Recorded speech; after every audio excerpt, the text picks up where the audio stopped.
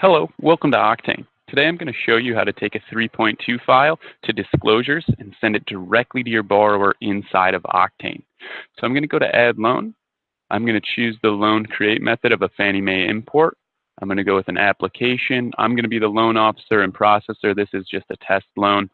And I'm going to go with borrower paid fee in price, and the credit service I'm going to use is Credco. I'm going to drag and drop over my 3.2 file, and I'm going to add the loan to Octane. So it takes just a couple of minutes, seconds here for Octane to pull over all the information from your 3.2 file and put it into Octane. Once that's done, you can go to the loan, and now you have the loan for Alice First Timer. The first step you're always going to do is go to Borrowers, click into Alice First Timer. Anything that has a green text is hyperlinked. You're going to authorize the credit report, however you obtained it from your borrower. You're going to save that. Now that we've authorized the credit report, we can go to Credit, Request a new report, click on Alice First Timer, Options. If you've already pulled a credit report, you can click on Reissue and type in your credit report ID here. For this example, I'm just going to use a merge and pull a new one. I'm going to submit that. It takes just a couple of moments to pull that credit report as well, and you'll see all the liabilities in the credit screen. So once we have that done, we're going to go ahead, and you can see that here we have the decision score and all of the active accounts for your borrower. The next step is go to the terms screen. We're going to go to Get Rates. We're going to select which loan program you would like to use. Say if you'd want to use FHA, you can unselect conventional. You can select both if you want to compare side by side the term as well as the lock period, and then find rates. This pulls up rates for all programs from what you selected. So here you can see we have Freddie Mac, Fannie Mae, Home Possible Advantage, and Home Ready. For this example, I'm just going to go with Fannie Mae. I'm charging 2.5 as my broker comp, so I'm going to go with what's close to par. A little bit of discount points here with the borrower, and I'm going to choose Selected. So this will now update the loan with the loan program you've selected, and you're going to see that across the loan ribbon. You're also going to see the debt to income ratio change as well as cash from borrower based on what I've selected. So now that we see that the loan has been updated, you could request the lock if you wanted to. At this point in time, you can obviously float that and wait as well. You want to save this. Now, after you selected your loan program, you can go to Workflow, and this is going to be your guide throughout the entire loan. If there's anything that's assigned to your name in the workflow step, it must mean you have to create it. So right now, Octane is still updating itself, so we're going to give it just a couple of seconds. This is a test loan, so it has to pull over a lot more information based on the team. When you're uploading your loans, this will take you directly to the Select Loan Program screen, and you'll be able to complete that step. So just bear with me for one moment. I'm going to show you the team screen of what I'm talking about. You can see here that it's updating all of the information for your loan. You have direct access to your account executive. Obviously, you can see that information here. Your wholesale client advocate is going to be helping with the transaction. Your transaction coordinator is your processor, and you're going to see yourself as the loan officer here. Let's go to workflow. It has now updated. So loan program is selected. We've done that already. We can complete that step. And now it's going to take us to a new step. You can see my name is assigned to this task, this workflow step. So I want to complete that. Select appraisal management company. I'm going to complete that step as well.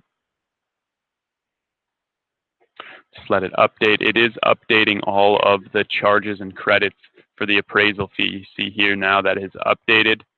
Our cash to borrower has updated as well. Now let's go back to workflow. You're going to see that we need to obtain AUS. So we'll go to AUS. A good habit to get used to is going to DU checks, making sure there's no critical findings here. Any warnings are okay. You'll still be able to pull AUS. Any critical checks will hold you up from that. So let's go back to track and submit to DU. This will take just a couple of moments to pull over.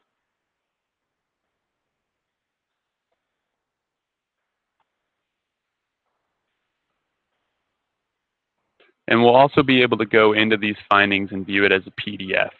once it pops up here. Okay, so we have an approved eligible. Again, any green text is hyperlinked and you'd be able to view it as a PDF. So now we can go back to our workflow. AUS has been obtained. We can complete this workflow step. And now we have disclosure preparation that is also assigned to me. So that means the ball's in my court. I need to go ahead and complete these. So it looks like I have one task, review and confirm broker fees and charges and credit screen, as well as 16 critical findings. I have to complete all of these in order to get disclosures out. So what I like to do is I like to pull up the snipping tool. I like to take a screenshot of all of my critical findings. I then go through one by one and solve those critical findings. So once you get a little more familiar with Octane, you'll be able to navigate these screens much easier, and you'll be able to very quickly go through and get your disclosures out. So right now, I'm just going to go through and complete all of the critical checks that I had, so that we can get to disclosures quickly. Again, I'm just using this as a guide, looking to see which screen I'm in, going through them, and completing all these criticals. So it's very useful, again, to use a snippet tool. Just makes life a lot easier, so you don't have to keep navigating back to the workflow screen. As you can see, now that I've completed some of these, though, if I do go back to the workflow, my critical findings are drastically cut down. So you can hop back and forth as well, but I do suggest doing a screenshot of all of these, and make sure you're answering them as complete as possible. For tax filing here, this is for the 4506T form, so make sure that you are answering these correct as well. So let's just double check. We're going to go back to workflow. Looks like I still have 5 left. I'm going to take just a new screenshot so I can remember what I'm working on here.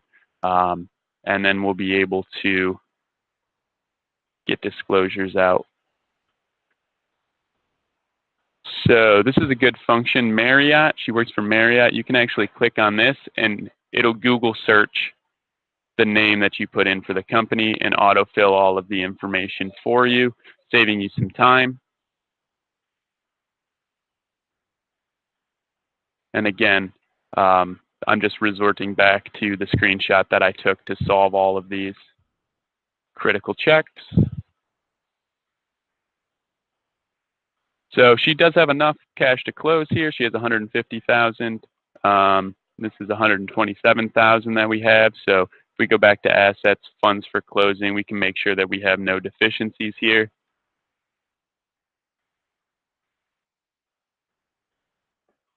Okay, and let's see where we're at on workflow. So we only have one. We need an email assigned to her. We're going to put that in here. Okay, save. And now all that we have remaining is this last task, review and confirm broker fees and charges and credit screen. I'm going to go to charges and credit. My broker comp of 2.5 is here. You're going to see that I'm giving them a credit for the interest rate that we have chosen. A processing fee, if you have a contract processor, you're going to add that processing fee here under A.